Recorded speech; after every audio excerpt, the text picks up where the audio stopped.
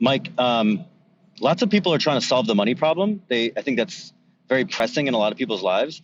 And it's much harder to solve all the other problems in life. They're much more difficult, but I think they're not talked about as much, and they're certainly more complex. But you've created a community around it. So can you expand on how to get messaging out for problems after money?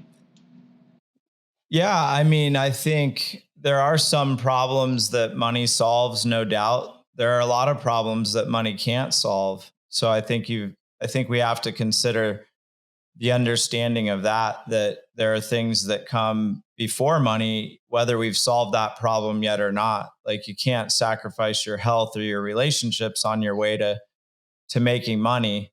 I think though, once you have made money, so let's skip to the intent of your actual question. Once you have made money, you open up the ability to, number one, have more problems, to good problems to have, lots of tax problems. I wish you, my friend, as they say. And, I think that's that, the other thing you gain though, is you gain, like you said, a community, or in my case, a team. So you now have more complex things coming at you. They're also opportunities. And if you're able to solve those, then, you get to keep growing wealth, and you get to keep staying in that phase of life. But what matters beyond that is, as you repeat that cycle of finding the right team, finding the right opportunity, lining it up. And then if you're a serial entrepreneur and you can rinse and repeat and do this over and over again, or even an investor of some sort, and you've got your model, that's great. But you've got to look at how much is enough.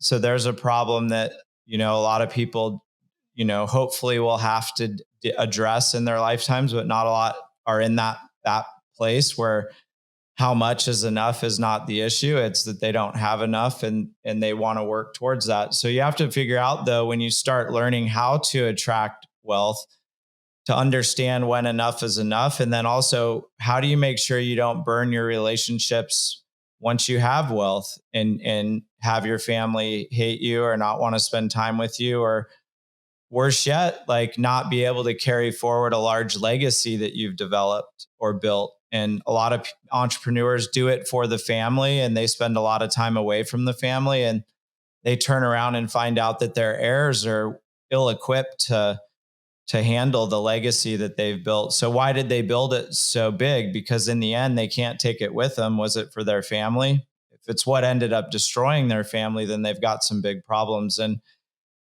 we just released a playbook that goes along with our Miracle Morning for Parents and Families book. And it's got 8 lessons in it that really are exercises that you take home. They're action based. You do them with the family, and they help you to set goals, structure your values, come up with routines and traditions that help the family thrive. And you start to collaborate. And what that does is not only make your family more effective in many different ways, whatever you define effectiveness for your family, but it truly helps the children in that family to see what leadership really looks like. It's not something that mom or dad is doing outside of the house to go make ends meet, that the kids don't get to see ever.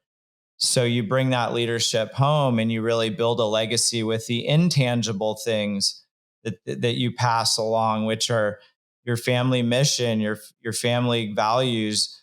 What type of character traits and things do you define as successful, and part of being a part of that family. So that's my answer on, like, the big question of, what do we have to protect and what's really important.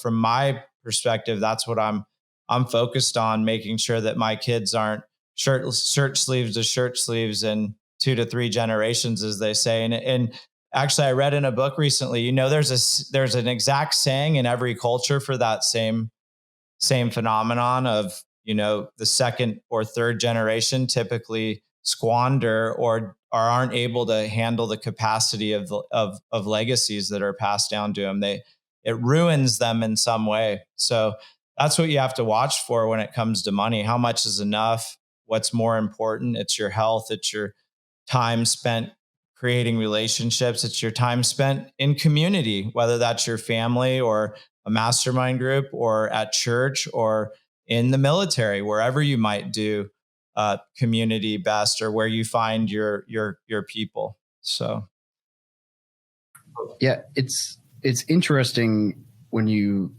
hear the stories, right, of like the number of people who they build this empire or they're chasing this goal to get to enough, and in the process their health suffers, their relationship suffers, their family suffers, their hobbies suffer, it's like they get there and then they're like, oh crap, now I gotta like I just heard on a podcast, Alex Hormozy, he said, when I was 20, I wanted to be a millionaire. And when I was a millionaire, I wanted to be 20. and it's like, it's kind of the same idea that like, okay, well, what did you sacrifice to get here? Like there's a way to do it. And it's, it's interesting because I almost wonder, as you're saying that about the 2 to 3 generations, if it's like a trauma that like the kid who got neglected, that creates a trauma that subconsciously sabotages their financial well-being because their dad wasn't around or mom Absolutely. was around or whatever. There's no chasing question. That. You're on it, man. There's no question that's what's happening. Yeah.